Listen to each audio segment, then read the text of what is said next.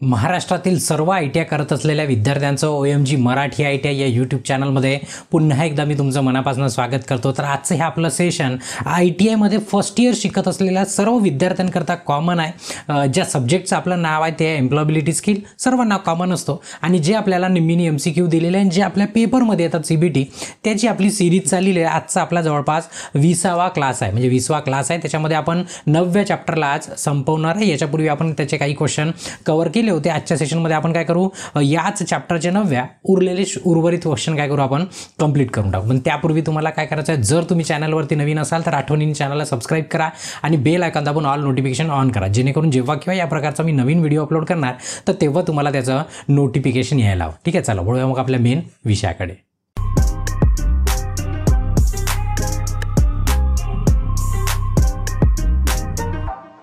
तर यापूर्वीच्या सेशनमध्ये आपण काय केलं होतं, जो 9वा चॅप्टर आहे आपला एंटरप्रेनरशिप, उद्योजकता, त्याचे काही क्वेश्चन कव्हर केले आणि उद्योजकता काय होते ते मी तुम्हाला समजून सांगण्याचा, पटवून सांगण्याचा प्रयत्न पण केला। ठीक आहे, आता उर्वरित 35 झाले होते। आपण 36व्या प्रश्नापासून काय करू, आजच्या सेशनची सुरुवात करू। म्हणजेच हा 36वा प्रश्न म्हणजेच आजचा पहिला क्वेश्चन आहे या सेशनमधला। ठीक आहे, प्रश्न वाचतो मी। तर बघा, पहिला प्रश्न आहे आजचा रिकाम। फक्त बघा, तुम्हाला याच्यापूर्वीचं माहीत आहे असं समजून मी आता समोरचं सेशन कंटिन्यू करतो, कारण 35 प्रश्नामध्ये बऱ्याचशा गोष्टी आपण क्लिअर केलेल्या आणि त्याच गोष्टी इथं जर रिपीट केल्या तर तो क्लास पुन्हा रिपीट व्हायचा आपला, बरोबर आहे। तर मी असं समजतो, नसेल बघितलं तर आठवणीन बघून घ्यायचं। पूर्ण प्लेलिस्ट तुमच्यासाठी ठेवलेलीच आहे, तेही एकदम फ्रीमध्ये। ठीक आहे, बघा, रिकामी जागा हा व्यवसायासाठीचा संपूर्ण धोरण असलेला दस्तावेज आहे। दस्तावेज म्हणजे डॉक्युमेंटेशन म्हणतो आपण, डॉक्युमेंट म्हणतो आपण त्याला। तर खालीलपैकी आता तुम्हाला अहवाल दिलेला आहे, खाली काही शब्द दिलेला आहे, नाव दिलेलं आहे। कोणतीही गोष्ट असो, जसं तुमच्या डॉक्युमेंटचं फोल्डर वेगळं असतं, पुस्तकाचं फोल्डर वेगळं असतं, कागद ठेवले असलं त्याचं फोल्डर वेगळं असतं, फाईल ठेवले असतात म्हणजे असं फोल्डर असं वेगळं असतं मग, किंवा एखाद्या डॉक्युमेंटचा बंच वेगळा असतो। पण इथं काय म्हटलं आहे, जे तुमच्या बिझनेसची स्ट्रॅटेजी आहे, जे धोरण आहे, त्याच्याबद्दल जर सर्व काही त्या डॉक्युमेंटमध्ये लिहिलेलं आहे तर नेमकं त्या डॉक्युमेंटला काय म्हणता येईल, तर लक्षात ठेवा, त्याला काय म्हणता येईल, प्लॅन किंवा योजना म्हणता येईल। काय म्हणता येईल, योजना। कारण बघा, काही तुम्हाला सुरू करायचं, मी याच्या पहिल्या सेशनमध्ये सांगितलं, तुम्हाला काही अभ्यास करायचा असो, काही दुकान टाकायचं असो, जॉब करायचं, काही त्याच्यासाठी काय असते, एक प्लॅन असते। जसं आता या CBT परीक्षेची तुम्ही तयारी करताय तर तुम्हाला प्लॅन आखावा लागला, प्लॅन आखून केलेली योजना काय होते, एकदम सक्सेसफुल होते, तेही 100% बरोबर आहे। म्हणून याचं त्याला काय म्हणता येईल, तर त्याला बिझनेस प्लॅन म्हणता येईल। कोणत्याही गोष्टीचा प्लॅन असणं गरजेचं आहे, म्हणून याचं सी उत्तर काय एकदम परफेक्ट आहे। ठीक आहे, त्याच्यानंतरचा प्रश्न आहे, रिकामी जागा हा चांगल्या व्यवसाय योजनेचा भाग नाही। आता बघा, चांगला व्यवसाय म्हणजे एक व्यवसायाच्या योजनेचा भाग नाही। आता आपण योजना ऐकली, समजा एक उदाहरण देतो तुम्हाला शॉर्टमध्ये, की मला दुकान टाकायचं, समजा हॉटेल टाकायचं, समजा मला हॉटेलसाठी काय सुरुवातीपासून, की हॉटेल नेमकं कशाचं टाकायचं आहे, व्हेज टाकायचं, नॉन व्हेज टाकायचं, नाश्त्याच टाकायचं, जेवणाच टाकायचं आहे, की सर्वच टाकायचं आहे, त्याच्यानंतर कुठे टाकायचं आहे, त्याच्यासाठी किती लागत लागणार, लोकेशन काय असलं पाहिजे, या सर्व गोष्टीचा काय असतो, एक प्लॅन असतो, एक काय असतो, प्लॅन असतो, तेव्हाच बिझनेस सुरू होतो, एवढं लक्षात ठेवा। ठीक आहे, तर मग आता खालीलपैकी काय बघा, त्याच्यामध्ये विपणन धोरण म्हणजे मार्केटिंग स्ट्रॅटेजी पण असणार त्या धोरणामध्ये, ते जे माझं व्यावसायिक योजना आहे त्याच्यामध्ये। ग्राहकाचं विश्लेषण, लोकांना काय आवडते, मी काय केलं पाहिजे ते असणार। त्याच्यामध्ये बजेटबद्दल पण माहिती असणार, पण त्याच्याबद्दल हवामानाचं काही घेणं देणं नाही आहे। तर तेच विचारलं, कशाचं घेणं देणं नाही आहे, तर हवामानाचं काय घेणं देणं, मला हॉटेल टाकायचं, हवामानाचं काय करायचं आहे, आज पाऊस येईल, उद्या चालला जाईल, आज थंडी होईल, उद्या गरमी येईल, काय यानी काही फरक पडणार नाही। म्हणून याचं हे उत्तर काय झालं, एकदम परफेक्ट झालं। नंतरचा प्रश्न आहे, रिकामी जागा हे ऑनलाईन किंवा ऑफलाईन मार्केटिंगमधील स्पर्धेबद्दल आहे। नेमकं स्पर्धेबद्दल काय आहे, खालीलपैकी आता हे शब्द तुम्हाला फक्त समजले पाहिजे, सर्वात महत्त्वाचे। बघा, काय पीपल विश्लेषण स्पर्धेचा विषय झाला का, नाही विश्लेषण, लोकांना काय आवडते काय नाही, हा काय स्पर्धेचा विषय नाही झाला। कशाचा, कोणता स्पर्धेचा विषय कोणता आहे, खालीलपैकी कॉम्पिटिटर ॲनालिसिस म्हणजे स्पर्धक विश्लेषण। म्हणजे बघा, कामाची कोणती गोष्ट आहे, ऑनलाईन असो की ऑफलाईन मार्केटिंग असो, त्याच्यातलं आपल्याला काय माहीत झालं पाहिजे, आपण एखादा बिझनेस टाकतो, आपला बिझनेस पुन्हा कोणाकोणाचा आहे, म्हणजे ते काय झालं, आपल्या कॉम्प्युटरनं त्यांची पूर्ण माहिती घेणं, तो किती रुपयात विकते, तो किती देते, कसा देते, काय देते, या सर्व गोष्टी मग आपण त्याच्यापेक्षा चांगलं करण्याचा प्रयत्न करू, तर त्याला आपण काय म्हणू, कॉम्पिटिटर ॲनालिसिस म्हणू। काय म्हणू, कॉम्पिटिटर ॲनालिसिस। तेच विचारलं, ऑनलाईन ऑफलाईनसाठी, ऑफलाईन मार्केट स्पर्धेबद्दल आहे, तर नेमका कोणता शब्द आहे, तो कॉम्पिटिटर, त्याला ॲनालिसिस म्हणता येईल। म्हणजे याचं बी उत्तर काय झालं, एकदम परफेक्ट। नंतरचा प्रश्न आहे, ग्राहकांना काय हवे आहे हे आम्ही कसे समजू शकतो. आता मी दुकान टाकलं, पण मी बनवतच चाललो, काही करतच चाललो, काही आणत चाललो, लोक घ्यायलाच तयार नाही. तर मला पहिले हे माहीत करावं लागेल की अरे बाबा लोकांना लागते काय, ते कसं माहीत होऊ शकते.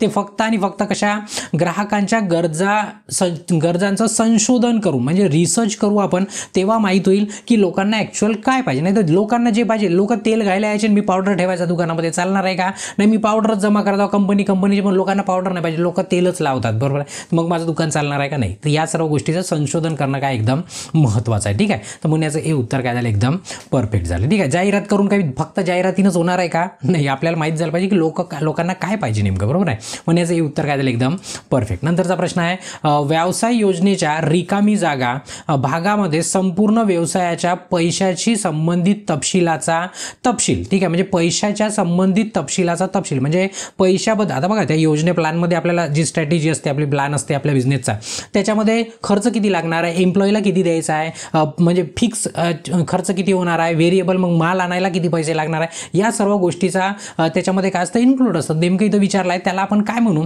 तर बघा, उत्पादन पण नाही म्हणता येईल, ग्राहक पण नाही म्हणता येईल, व्यवसाय अधिकार पण नाही, त्याला आपण काय म्हणू, खर्च म्हणू, सरळ. ठीक आहे, इथं तेच विचारलं आहे की संपूर्ण पैशाची संबंधित तपशील. तर आता त्याच्यामध्ये प्रत्येक गोष्टीला पैसे लागणार आहे ना, फुकटात कोणतीच गोष्ट होत नाही, बरोबर आहे. तर त्याला काय म्हणतो आपण, खर्च किंवा कॉस्टिंग म्हणतो. काय म्हणतो, कॉस्टिंग म्हणतो. कोणताही काम करायला असो, तुम्ही टपरी जरी टाकली चायची तरी तुम्हाला या कॉस्टिंगचा विषय येणार, म्हणजे येणार, बरोबर आहे. तोही बिझनेस आहे आणि एकदम सक्सेसफुल बिझनेस आहे. ठीक आहे, त्याचं डी उत्तर काय एकदम परफेक्ट. म्हणजे याचा असा अर्थ नाही आहे की मी तुम्हाला चायचं टपरी टाकायला सांगते, असं नाही आहे. ठीक आहे, व्यवसायाचे वर्णन करण्यासाठी रिकामी जागा हे एक लहान आणि प्रभावी सादरीकरण आहे. आता बघा, व्यवसायाचे वर्णन, आता बघा थोडेसे एक शब्द तुम्हाला सांगून देतो, एक सेंटेन्स, कारण की असं समोरचे प्रश्न याच्यावरती आधारित आहे. जसं आपल्याला बिझनेस टाकायचं पैसे लागतात ना, काही आपल्या वडिलांनी ठेवले असेल तर ठीक आहे, नसेल ठेवले तर आपल्याला इन्व्हेस्टर शोधावं लागतं. काय शोधावं लागतं, इन्व्हेस्टर. समजा इन केस तुम्ही पैसेवाले आहे, तुम्ही इन्व्हेस्टर आहे, ठीक आहे, तर मी काय करेल, माझ्याकडे पैसे नाही, मला बिझनेस टाकायचा, माझ्याकडे प्लॅन आहे, मी काय करेल, तुमच्याकडे येईल आणि तुम्हाला मी काय करेल, माझ्या बिझनेसची पीच ऐकवणार. काय करणार, पीच म्हणजे त्याला खेळपट्टी पण म्हणू शकतो आपण मराठीत. पीच म्हणजे, तर पीच म्हणजे काय, जी 2 ते 3 मिनिटांमध्ये तुम्हाला मी पूर्ण सांगेल की माझा हा प्लॅन आहे, मग इथे टाकायचा आहे, मग याच्यातनं असं प्रॉफिट होईल, मग आपका शेअर इतना और हमारा शेअर इतना, बरोबर आहे. म्हणजे अशा पद्धतीचं मी तुम्हाला सांगेल. तुम्हाला जर आवडलं तुम्ही म्हणाल बरं चला सर ठीक आहे, इन्व्हेस्टमेंट मी करतो, बाकीचं तुम्हाला सांभाळायचं. असं मोठ्या मोठ्या शहरांमध्ये असे वर्कशॉप होतात, तिथे इन्व्हेस्टर येतात, मग प्रत्येकजण आपला प्लॅन सांगतो, मग ज्या इन्व्हेस्टरला त्याचा प्लॅन आवडला तो त्याच्या याच्यामध्ये इन्व्हेस्ट करतात. ज्याच्याकडे पैसे आहेत तर ते असे इन्व्हेस्ट करतात आणि याच्यातनं आपली कमाई करतात, बरोबर आहे.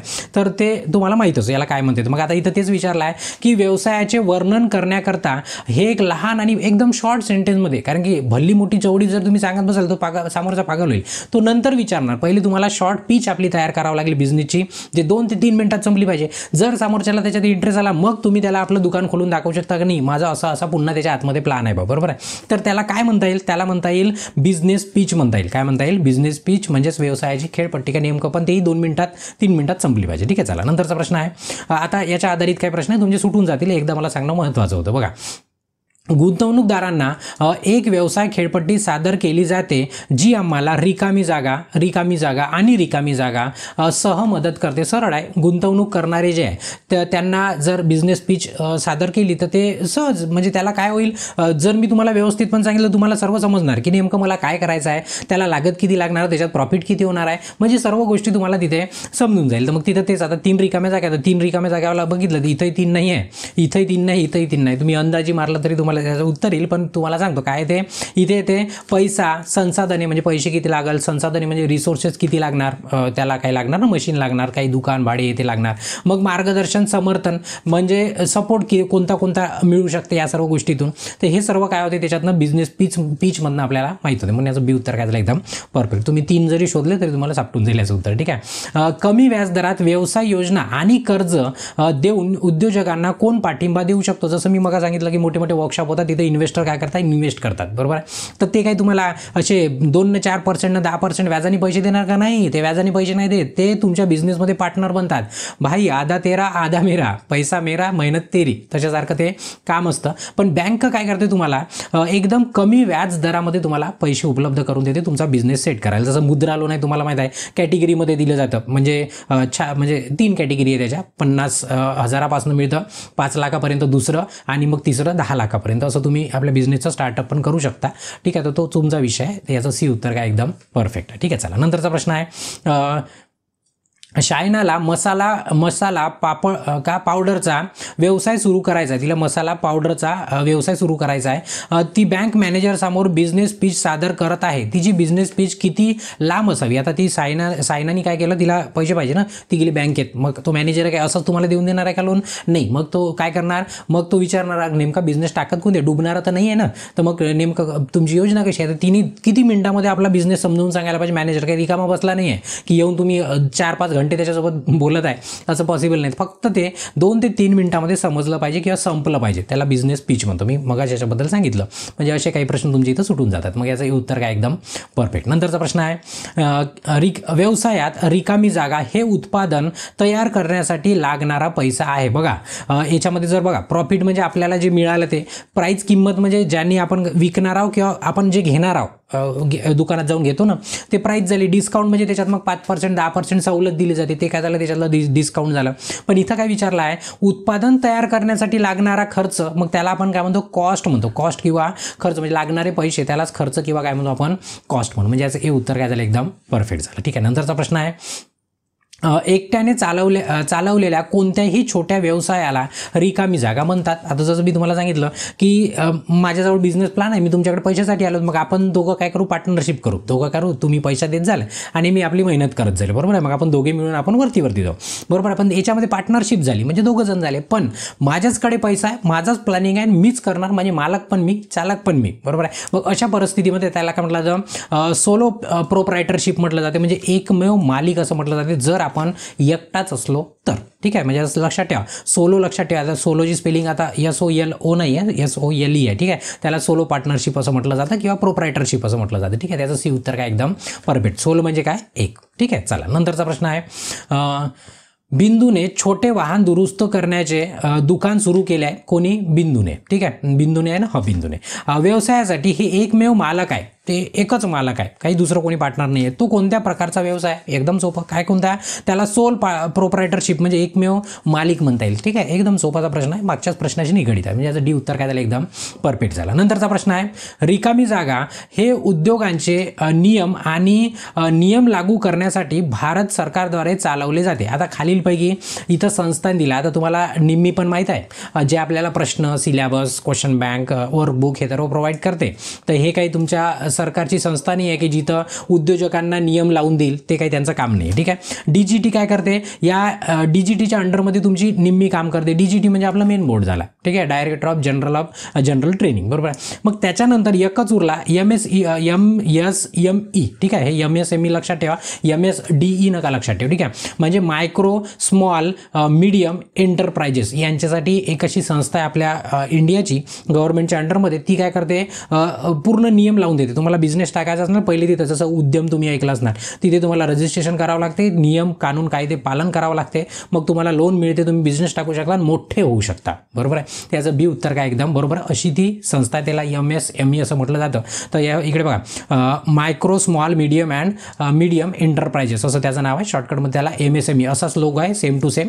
वेबसाईटवर जाऊन पण तुम्ही चेक करू शकता. ठीक आहे, म्हणजे याचं बी उत्तर काय झालं, एकदम परफेक्ट झालं. नंतरचा प्रश्न आहे बघा, उद्यम किंवा MSME म्हणतो आपण त्याला. ठीक आहे, नोंदणी पूर्ण करण्यासाठी कोणते दस्तावेज आवश्यक नाही. आता उद्यम म्हणजे तुम्हाला एखादा बिझनेस सुरू करायचा आहे, त्याचं पहिलं रजिस्ट्रेशन करावं लागतं. मग रजिस्ट्रेशन केलं तर खालीलपैकी कोणते कागदपत्र नाही, तर तुम्हाला माहीत आहे पॅन कार्ड तर लागणारच, आधार कार्ड पण लागतं आणि इन्कम टॅक्स रिटर्न पण लागतं. ठीक आहे, म्हणजे तुमचं इन्कम टॅक्स मागल्या वर्षीचं. पण ब्लड सर्टिफिकेटचा इथं काही घेणं देणं नाही. तीच विचारलं कशाचं घेणं देणं नाही आहे, तर याच्यातलं डी उत्तर काय करायचं, एकदम परफेक्ट करायचं. कारण ब्लड सर्टिफिकेटचं काम नाही ना, तुम्ही उद्यमवरती रजिस्ट्रेशन करत आहे. ठीक आहे, काही तुम्हाला मेडिकल शॉप नाही टाकायचा किंवा मेडिकलमध्ये नाही जायचं किंवा कोणाला ब्लड डोनेट नाही करायचं, म्हणून याचं डी उत्तर काय, एकदम परफेक्ट. नंतरचा प्रश्न आहे की रहीम त्याच्या व्यवसायातील प्रथमच कर भरत आहे.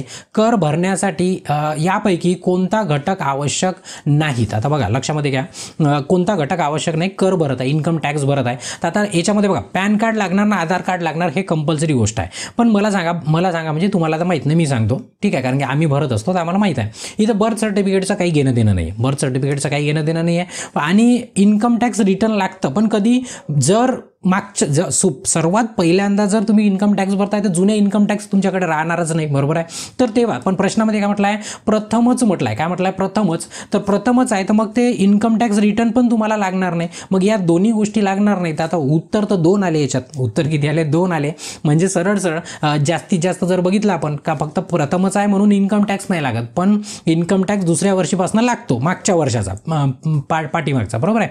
तर आता इथं निम्मीनी डी उत्तर दिलेलं आहे आणि याचं उत्तर ए पण आहे. आता विषय असा आहे, 2 उत्तर आहे, मारायचं कोणतं. तर आता निम्मीनी जे म्हटलं तेच खरं, निम्मीनी म्हटलं तेच खरं की तो वही अपना माँ बाप आहे, बरोबर आहे की नाही. म्हणून याचं डी उत्तर काय बरोबर आहे, ठीक आहे. कारण याच्यात बदल नाही होऊ शकत, कारण 2 उत्तर आहे ना. त्यांनी ऑप्शन बदलवणार तर विषय वेगळा राहील, ऑप्शन बदलवला तर मग बर्थ सर्टिफिकेट त्याचा आन्सर राहील, ठीक आहे. चला नंतरचा प्रश्न आहे, किंमत हा विपण म्हणजे काय, मार्केटिंग, ठीक आहे, महत्त्वाचा भाग आहे. तर किंमत म्हणजे रिकामी जागा. किंमत कशाला म्हणू आपण, जे प्रॉडक्टचा रेट आहे त्याला आपण काय म्हणतो किंमत. जसं दुकानात गेलं, काही घ्यायला गेलं, टूथपेस्ट घ्यायला गेलं, बिस्किट घ्यायला गेलं, त्याच्यावरती लिहिलेला जो प्राईज असतो त्यालाच आपण काय म्हणतो, ते रेट म्हणतो. त्याचा काय म्हणतो, रेट. ॲक्च्युली तेवढा तयार करायला लागते का नाही, तयार करून त्याला ट्रान्सपोर्ट करून त्याचं मालकाचं प्रॉफिट, विकणाऱ्याचं प्रॉफिट, मधातल्या डीलरचं प्रॉफिट सर्व करून मग आपल्याला शेवटाला एक प्राईज पडते, त्याला आपण काय म्हणतो, किंमत म्हणतो, बरोबर आहे. तर तेच विचारला इथं, नेमकं काय रुपयामध्ये उत्पादनाचा दर म्हणजे उत्पादन जे आहे त्याचा दर, म्हणजे जर बिस्किटचा पुडा लक्षामध्ये घ्या. म्हणून याचं बी उत्तर काय एकदम परफेक्ट आहे, त्याला आपण किंमत म्हणता येईल. नंतरचा प्रश्न आहे, सणासुदीच्या ऑफर देणे, मोफत नमुने आणि किमतीत सवलत हे मार्केटमध्ये रिकामी जागा आहे. जसं तुम्हाला माहिती आहे, कुठे गेलं की बऱ्याचदा एखादा सण आला की जसं आपली ॲपसुद्धा आहे, आपण ॲपवरती टेस्ट वगैरे कोर्सेस वगैरे आपले, बरोबर आहे. तर मग आपण काय करतो, कोणती ॲप आपली, CST लॉन्चपॅड, बऱ्यापैकी विद्यार्थ्यांना माहीत आहे. जर सण असलं की त्याच्यावरती काय असतं, डिस्काउंट असतं. काय असतं, डिस्काउंट असतं. कुठेही तुम्ही मार्केटमध्ये जरी गेले तर मग तुम्हाला डिस्काउंट दिसतं, बऱ्याच ठिकाणी डिस्काउंट दिसतं. ऑनलाईन शॉपिंग करायला जात त्याच्यातनं तुम्हाला डिस्काउंट दिसतं. काही दिवाळी आली, दसरा आला, कोणता सण आला तर, बरोबर आहे. तर त्याला नेमकं काय म्हणता येईल, एक प्रकारचं ते काय प्रमोशन आहे, म्हणजे मार्केटिंगची काय एक ती स्ट्रॅटेजी आहे. तर त्याला काय म्हणता येईल, प्रमोशन. त्याला मराठीमध्ये पदोन्नती म्हटलं आहे, पण प्रमोशन शब्द तुम्ही लक्षात ठेवा, म्हणजे याचं उत्तर काय झालं एकदम परफेक्ट. नंतरचा प्रश्न आहे, मार्केटिंग ग्राहकाला रिकामी जागा बद्दल जाणून घेण्यास मदत करते. आता जर मार्केटिंग केली, समजा की मी एखादं काहीतरी प्रोडक्ट तयार केला आणि मी त्याच्याबद्दल लोकांना सांगितलंच नाही, मग मला सांगा तुम्ही का लोक येतील कसे दुकानात किंवा घेतील कसे, किंवा त्या प्रॉडक्टमध्ये काय आहे, केवढ्याचं आहे, किती किंमत आहे, किती ग्राम आहे, किती दिवस टिकते, काय, या सर्व गोष्टी जोपर्यंत सांगणार नाही तोपर्यंत लोक घेणार नाही, बरोबर आहे. म्हणून मार्केटिंग काय असते, एकदम महत्त्वाची असते, बरोबर आहे. मग त्याची प्राईस पण माहीत होते, ते अवेलेबल उपलब्ध आहे की नाही आपल्याकडे तेही माहीत होते, त्याची विशेष सवलत जर सूट वगैरे दिली तेही माहीत होतं, म्हणजे सर्वच्या सर्व गोष्टी याच्यामध्ये माहीत होते. म्हणून याचं डी उत्तर काय एकदम परफेक्ट आहे. नंतरचा प्रश्न आहे, खालीलपैकी कोणता मार्केटिंगचा 7Pचा भाग नाही असं म्हटलं आहे, ठीक आहे. आता ॲक्च्युअली तुम्हाला 7P काय असते हे माहीत पाहिजे.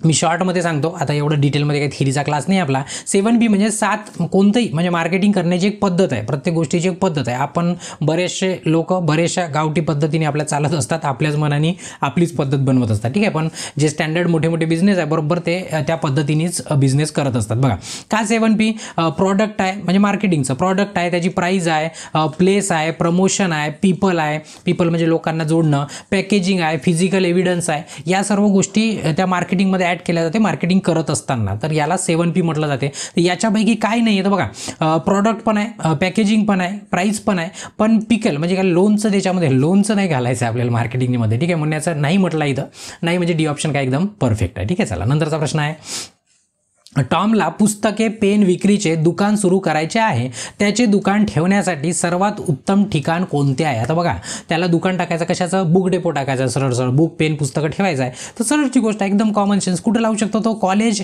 आणि शाळेच्या जवळ, बिलकुल बरोबर. कॉलेज आणि शाळा जिथे तिथे लावू शकतो.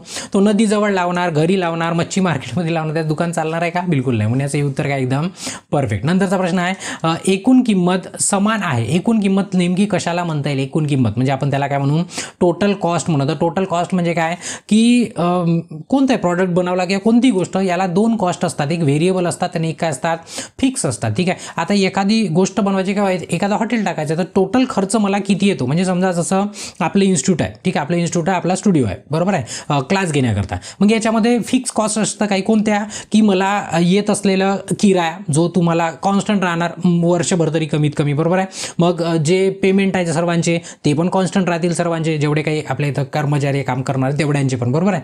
मग त्याच्यानंतर तिसरं मग व्हेरिएबल येतात. आता तिसरं आता व्हेरिएबलचं उदाहरण सांगतो. व्हेरिएबल म्हणजे काय, जसं इंटरनेटचं बिल आहे कॉन्स्टंट येते महिन्याचं, त्याच्यामध्ये काही बदल होत नाही. पण व्हेरिएबलमध्ये काय येते की मला लागणारे मटेरियल, आता मी तर काही बनवत नाही, तर मी तुम्हाला सर्व्हिस देत असतो, बरोबर आहे. आपला सर्व्हिसचा बिझनेस आहे, तर तशासारखं समजा मी बिस्किट बनवत असतो, तर मग बिस्किटसाठी रॉ मटेरियल लागते, गहू लागत असणार, दूध लागत असणार, जे काय लागत असणार ते काय झालं व्हेरिएबल. कधी 5 रुपये किलो राहू शकते, कधी 50 रुपये किलो राहू शकते. असं दोन्ही मिळून जी कॉस्ट तयार होते ना, ती काय होते टोटल कॉस्ट म्हटलं जाते. त्याला काय म्हटलं जातं टोटल कॉस्ट. ठीक आहे, मग त्याला टोटल कॉस्ट मग काय काय मिळून बनवलं आपण, व्हेरिएबल कॉस्ट आणि फिक्स्ड. व्हेरिएबल म्हणजे परिवर्तनशील जी बदल होऊ शकते, आणि निश्चित म्हणजे फिक्स असते, तर ती मिळून आपली काय बनते एकूण कॉस्ट बनते, म्हणजे टोटल कॉस्ट. म्हणून याचं सी उत्तर काय एकदम परफेक्ट राहील. ठीक आहे, चला नंतरचा प्रश्न आहे, आम्ही किती उत्पादन किंवा विक्री करतो यावर अवलंबून रिकामी जागा किमती वाढते किंवा कमी होते. आता आपण बघा, आपण किती उत्पादन करता आणि किती बनवत आहोत, किती खर्च करता, या सर्व गोष्टी, आणि याची किंमत काय होते कमी जास्त होते. तर कमी जास्त होते त्याला सरळ काय म्हटलं जातं मग, म्हणजे बघा किती बनवत, समजा एखादं काही बनवता, मी 10 बिस्किटचे पॉकेट बनवता, तर मला कॉस्ट थोडीशी जास्त लागणार, पण 10च्या ठिकाणी मी 10,000 जर बनवत असला तर मला वस्तू स्वस्त्यामध्ये मिळणार. म्हणजे हे कॉस्ट काय व्हॅरी होत आहे, काय होतं व्हॅरी म्हणजे बदलत आहे, परिवर्तन होत आहे त्याच्यामध्ये. ठीक आहे, तर अशा किमतीला काय म्हटलं जातं परिवर्तनीय किंमत असं म्हटलं जातं, म्हणजेच त्याला व्हेरिएबल म्हणून याचं हे उत्तर काय एकदम परफेक्ट आहे. नंतरचा प्रश्न आहे, प्रीती पराठ्याचे दुकान, ठीक आहे, प्रीती काय करते पराठ्याचं दुकान चालवण्यासाठी स्वयंपाकघर भाड्याने घेत आहे. तर मग आता तिला किचन एक रूम घ्यावा लागेल ना, तिला आपण स्वयंपाकघर म्हटलं आहे तिने, किचन समजा. स्वयंपाकघराचे भाडे रिकामी जागा खर्च आहे. आता मी सांगितलं की खर्च जसं आपला स्टुडिओ आपण किरायानी आहो, तर मग किरायानी आता दर महिन्याला काय राहणार फिक्स, एवढे पैसे मला द्यायचेच आहे. काही हो तुम्ही क्लास घ्या नका घेऊ, या नका येऊ, तुम्हाला एवढा फिक्स चार्ज द्यावाच लागतो. तर ते घर भाडे कशामध्ये जाते, घर भाडे म्हणा दुकान भाडे म्हणा, ते सी म्हणजे फिक्स तुमच्या कॉस्टमध्ये जाते किंवा फिक्समध्ये जाते. ठीक आहे, फिक्स खर्च झाला तो, म्हणून त्याचं सी उत्तर काय एकदम परफेक्ट आहे. त्याच्यानंतर आहे रिकामी जागा हा पैसा आहे जो आपण उत्पादन किंवा सेवा तयार करण्यासाठी गुंतवतो. बघा आता माझ्याकडे तर काही उत्पादन नाही आहे, माझी सेवाच आहे तुम्हाला द्यायसाठी. ठीक आहे, मग हा असा पैसा आहे ज्याच्यामध्ये आपण उत्पादन किंवा सेवा तयार करण्यासाठी गुंतवतो, मग त्याला आपण काय म्हणू, त्याला प्रॉडक्ट कॉस्ट म्हटलं जातं. म्हणजेच त्याला उत्पादन खर्च, म्हणजे मी समजा बिस्किट बनवत आहे, तर बिस्किट बनवायला म्हणजे तो प्रॉडक्ट बनवायला मला जो काही खर्च येतो तो काय झाला माझा प्रॉडक्ट कॉस्ट झाला. काय झाला प्रॉडक्ट कॉस्ट. मग त्याच्यामध्ये मग सर्व ॲड करत मग त्याच्यावरती MRP चढवली जाते, मग त्या MRP मध्ये आपल्याला ती वस्तू मिळते, बरोबर आहे. तर याला काय म्हणू आपण प्रॉडक्ट कॉस्ट म्हणून, म्हणजे याचं बी उत्तर काय झालं एकदम परफेक्ट झालं. नंतरचा प्रश्न, मनी एक चित्रकार आहे, मनी काय चित्रकार आहे, आणि तो पेंटिंगसाठी नवीन ब्रश आणि टीन म्हणजे ते त्या रंगाचे बॉटला असतात ना, त्या खरेदी करते. त्याची किंमत कोणत्या प्रकारची आहे, आणि लक्षात ठेवा एक सोपीची तुम्हाला पद्धत सांगतो मी, की जेवढे काही इक्विपमेंट आहे ना, जसं आपल्या इथं जेवढे कॅमेरे लागले, कम्प्युटर लागले, मॉनिटर लागले, हे काही जे काही लागते आपल्याला ते काय फिक्स्ड आहे.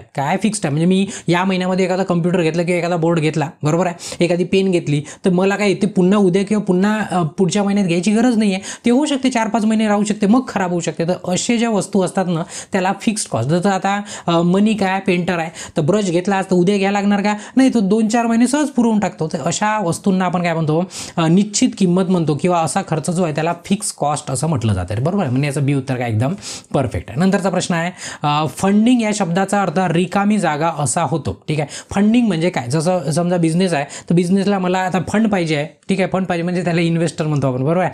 तर फंड पाहिजे, तर आणि कशासाठी पाहिजे, मला बिझनेस सुरू करायचा आहे म्हणून, बरोबर आहे. फंड म्हणजे सरळ पैसा, फंड म्हणजेच काय पैसा. तर त्या फंडिंगचाच अर्थ काय की पैसा पुरवणारा व्यवसाय सुरू करण्यासाठी, किंवा पैसा जो व्यवसाय सुरू करण्याला लागतो त्याला आपण काय म्हणतो फंड म्हणतो, बरोबर आहे. मग त्याला काय म्हणू व्यवसाय सुरू करण्यासाठी पैसे, म्हणजे बघा बचत आणि खरेदी वगैरे नाही, काय त्याला काय म्हणू money to start a business start करण्याकरता लागणारा पैसा, त्याला आपण काय म्हणतो फंड म्हणतो. काय म्हणतो फंड म्हणतो. म्हणजे याचं सी उत्तर काय झालं एकदम परफेक्ट झालं. नंतरचा प्रश्न आहे, रिकामी जागा हा एक नवीन व्यवसाय आहे जो नंतर मोठ्या कंपनीत वाढतो. आता बघा असा कोणता व्यवसाय आहे की तो आता छोटा आहे पण तो एक दिवस खूप मोठा बिझनेस काय होऊ शकतो, त्याला आपण काय म्हणतो सध्याच्या तरी घडीमध्ये एकदम फेमस नाव आहे, त्याला स्टार्टअप म्हटलं जातं. काय म्हटलं जातं स्टार्टअप. आता असे खूप सारे स्टार्टअप आहे तुम्हाला सांगतो की जे आज एकदम मिलियनमध्ये त्यांचं काम चालू आहे. कशामध्ये चालू आहे मिलियनमध्ये, एवढे मोठे बिझनेस होऊन गेले. आता उदाहरणार्थ जर तुम्हाला सांगतो म्हटलं तर ॲमेझॉन पण एक दिवस तो स्टार्टअप होता, आज नाही आहे, आता तो मोठा बिझनेस झाला आहे. उबेर झालं,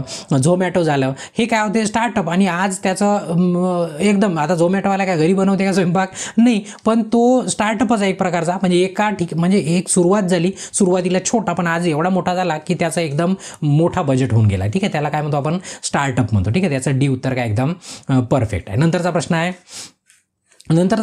उद्योजकांना रिकामी जागा जिल्हा स्तरावरील अनेक योजनांतर्गत कर्ज मिळवण्यासाठी मदत करते. कोण? आता जिल्हा म्हणत आहे तर जिल्हेवालीच कमिटी लागणार ना. जिल्हा म्हणजे डिस्ट्रिक्ट, जिल्हा म्हणजे काय, डिस्ट्रिक्ट, तर बरोबर आहे. जिल्हा उद्योग केंद्र असं त्याला DIC असं म्हटलं जातं. प्रत्येक जिल्ह्यात असतं. तुम्ही ज्या जिल्ह्यात आहे तुम्हाला जर कर्ज पाहिजे, मुद्रा वगैरे, तर तुम्हाला तिथे जावं लागतं आणि तिथनं काय मिळतं, तुम्हाला लोन वगैरे मिळतं किंवा जे काही तुम्हाला करायचं आहे तिथनं तुमची बिझनेसची तुम्हाला मदत मिळते, ठीक आहे. म्हणजे बी उत्तर काय झालं, एकदम परफेक्ट झालं. नंतरचा प्रश्न आहे की व्यवसायात पैसे गुंतवणाऱ्या व्यक्तींना रिकामी जागा असे म्हणतात. आता इन्व्हेस्टर म्हणतात ते तर मी तुम्हाला मगापासून वारंवार सांगितलं, पण इथं फक्त इन्व्हेस्टरवाला शब्द नाही आहे, एंजल इन्व्हेस्टर आहे. म्हणजे एंजल गुंतवणूक, म्हणजे इन्व्हेस्टमेंट म्हणजे काय, जो व्यक्ती, त्या व्यक्तीला म्हटलं जातं एंजल म्हटलं जातं. एंजल म्हणजे जनरली तर परी होते, ठीक आहे, पण ही एंजल थोडीशी वेगळी आहे, ठीक आहे. त्याचं डी उत्तर काय झालं, एकदम परफेक्ट झालं. नंतरचा प्रश्न आहे व्यवसाय सुरू करण्यासाठी मुद्रा कर्जासाठी कोणता अर्ज करू शकता. आता तुम्हाला असं कोणता नाही, काय म्हटलं आहे, कोण अर्ज करू शकते. मुद्रा लोन घ्यायचं आहे, समजा मुद्रा लोन घ्यायचा आहे,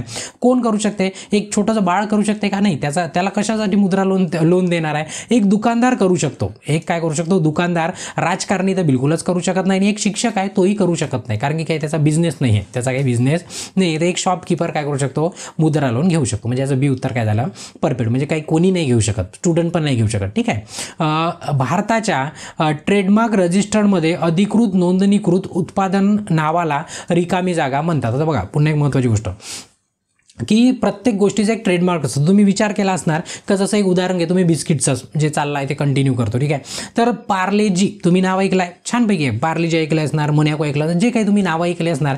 तुम्हाला याच नावाचं दुसरं बिस्किट कधी बघितलं का, कधीच बघितलं नाही, कधी बघूही शकणार नाही तुम्ही. कारण त्यांनी काय केलं आहे, जे आपल्या भारताची संस्था आहे रजिस्ट्रेशन करण्याची, ट्रेडमार्क रजिस्ट्रेशन करण्याची, त्याच्यामध्ये त्यांनी आपलं नाव नोंदवलं आहे. तर त्या नावाचं दुसरं काहीच आता बनू शकत नाही, कारण की ते नाव एका पर्टिक्युलर गोष्टी दिल्या गेलेला आहे, बरोबर आहे. तर त्यालाच काय म्हटलं जातं, त्याला ट्रेडमार्क म्हटलं जातं, ठीक आहे. प्रत्येक देशातच असते ना. आपल्या भारताची पण एक संस्था आहे जे उत्पादनाला नाव देते, एकदा दिला का विषय संपला, दुसरा कोणी त्याचा कॉपी करू शकत नाही. जसं आपल्या ॲपचं नाव आहे CST लॉन्चपॅड, पण अजून आपण रजिस्टर्ड केलं नाही, तर तुम्ही उद्या CST लॉन्चपॅड टाकू शकता आणि मी काहीच करू शकणार नाही, मी तुम्हाला थांबवू पण शकणार नाही. पण तुमच्या पहिले जर मी रजिस्ट्रेशन केलं तर मग तुमचं ॲप बंद होऊन जाईल, ठीक आहे. म्हणजे तुमचं इन्स्टिट्यूट बंद होऊन जाईल, ठीक आहे. तर याचं बी उत्तर काय झालं, एकदम परफेक्ट आहे. त्याला काय म्हणू आपण, ट्रेडमार्क म्हणून. चालेल. नंतरचा प्रश्न आहे उद्योजक त्यांच्या यशातून तसेच त्यांच्या रिकामी जागा पासून शिकतात. आता तुम्हाला माहित आहे त्यांच्या यशातून म्हणजे सक्सेसमधून पण शिकतं. पुन्हा ते उद्योजक कशातनं शिकतं, फेल्युअरमधनं. फेल्युअर म्हणजे त्याला काय म्हणू, अपयशातून शिकतं. आणि जनरल जो बिझनेसमॅन बनू शकत नाही, एकदा अपयश आलं की तो काय करतो, हरून जातो आणि ते सोडून देतो, ठीक आहे. तो कधीच आयुष्यामध्ये उद्योजक बनू शकत नाही. जो फेल होईल, एकदा होईल, दोनदा होईल, पण तो आपला नाद सोडत नाही. पूर्ण अख्खं बरबाद करून टाकणार नाही, पण आपला नाद सोडणार नाही. तो काय होऊ शकतो, एकदम मोठा उद्योजक बनू शकतो, ठीक आहे. म्हणजे हे उत्तर काय झालं, एकदम परफेक्ट झालं. नंतरचा प्रश्न आहे तुमचा व्यवसाय वाढवण्याचे रहस्य म्हणजे तुमच्या वाढीला पाठिंबा देण्यासाठी योग्य निवडणे, ठीक आहे. आता समजा आपला इन्स्टिट्यूट आहे, आपण एक त्याला बिझनेस पकडून चालू, ठीक आहे. आता मी कधी ग्रो करू शकतो किंवा कधी वाढू, मी एकटा सर्व करू शकतो का, म्हणजे इथं क्लास घेणं, व्हिडिओ एडिट करणं, स्लाईड बनवणं, तुम्हाला टेस्ट देणं, मग हे देणं, ते सर्व मी एकटा करणं पॉसिबल आहे का, नाही. त्याच्यासाठी मला काय लागते, टीम लागते, मला मेंबर्स लागते, ठीक आहे. आपल्या याच्यामध्ये मेंबर्स आहे, तर ते सर्व काम, ते जर मेंबर व्यवस्थित असणार तर मी व्यवस्थित काम करू शकेल, आणि ते मेंबरच बरोबर नसणार तर मी काम व्यवस्थित करू शकणार नाही. तर मग त्याला काय म्हटलं जातं, टीम निवडणे सर्वात महत्त्वाचं आहे, टीम सर्वात महत्त्वाची आहे, बरोबर आहे. म्हणजे याचं डी उत्तर काय झालं, एकदम फायनल झालं. नंतरचा प्रश्न आहे वाहिदला त्याच्या उत्पादनाची ट्रेडमार्क अंतर्गत नोंदणी करायची आहे, त्याला आपला प्रॉडक्ट रजिस्टर्ड करायचा आहे. तर तुमच्या उत्पादनाची ट्रेडमार्क करण्याचा काय फायदा आहे. जर तुम्ही ट्रेडमार्क बनवला म्हणजे रजिस्टर्ड केला तर सोपीची गोष्ट, मी आत्ता सांगितलं, काय नाही होऊ शकत, तो जास्त दराने विकू शकतो असं काही नाही आहे. तो काय समान उत्पादनाचे नाव इतर कोणी वापरू शकणार नाही, बिलकुल 100%. म्हणजे तोच पुन्हा डबल पार्लेजी आता कधी बनणार नाही, कारण की ज्यांनी बनवला तोच पुन्हा पार्लेजी बनवू शकतो, बरोबर आहे. हे सर्वात मोठा फायदा असतो, ठीक आहे. कारण बघा, दुसऱ्याला पण पार्लेजी बनवता आला असतात, मग आपण पण पार्लेजी बनवला असता, मस्त किती करोडो बिस्किट पुढे जातात रोज त्यांचे, बरोबर आहे. तर आपण पण त्याच्यात आपला सहभाग घेतला असता, आपण पण आपला बिझनेस उभा केला असता, पण तसं होत नाही. ठीक आहे. त्याच्यानंतर जॉयने घरगुती लोणच्याचा व्यवसाय सुरू केला. त्याला पहिल्या 2 महिन्यात नफा मिळू शकला नाही, म्हणजे त्याला पाहिजे तसा फायदा झालाच नाही. त्याने काय करावं? सरळ त्याने लोणचे बनवले घरी, पण त्याला पाहिजे तसं प्रॉफिट मिळालं नाही. त्याचं एकच गोष्ट आहे की त्यांनी हे शिकायला पाहिजे की अरे मी तर बनवलं आणि लोकांना आवडत नाही आहे, तर मग आता मला शोध घ्यावा लागेल आणि लोकांना का बरं नाही आवडत आहे, बरोबर आहे. म्हणजे त्यांना गोड पाहिजे, तिखट पाहिजे, आंब्याचं पाहिजे, निंबाचं पाहिजे, तर मला नेमकं काय पाहिजे, प्लॅस्टिकच्या डब्यात पाहिजे, काचाच्या बर्नीत पाहिजे, कसं पाहिजे, म्हणजे या सर्व गोष्टी त्यांनी संशोधन केलं पाहिजे, जे त्याच्यासोबत 2 महिन्यामध्ये घडलं आहे. मग त्याला बघा, त्याचा व्यवसाय संपवणं, तो काही उद्योजक बनू शकत नाही. पैसे उधार घेऊन तोही उद्योजक काही, म्हणजे उधार लागतं, पण ते पुन्हा फेल्युअर होत आहे. पुन्हा संशोधन न करता जर आपण पुन्हा पैसे घेतले, पुन्हा आपण डुबून जाऊ, बरोबर आहे. त्याच्यात आहे, त्याच्या अपयशाची कारणे शोधा आणि त्याच्याकडून शिका. जे कारणे आहे ते त्याचा शोध घ्या आणि त्याच्यातून शिका, त्याला सुधारवण्याचा प्रयत्न करा. म्हणजे याचं सी उत्तर काय राहील? एकदम परफेक्ट राहील. तर हा कितवा प्रश्न होता आपला? हा होता आपला 17वा प्रश्न. कितवा? 17वा. मग अशा पद्धतीनं आपला जो चॅप्टर आहे कितवा? 9वा, हाही चॅप्टर आपला संपलेला आहे. म्हणजे याच्या नंतरच्या सेशनमध्ये आपण काय करू? 10व्या चॅप्टरला कंटिन्यू करू. तर इथे या सेशनला थांबवतो, पण त्यापूर्वी तुम्हाला काय करायचं आहे? जर व्हिडिओ आवडला असेल तर व्हिडिओला काय करा? लाईक करा, तुमच्या जास्तीत जास्त मित्रांपर्यंत शेअर करा आणि तुमच्या मनामध्ये काही प्रश्न असतील तर कमेंट करा, सजेशन असेल तेही कमेंट करा.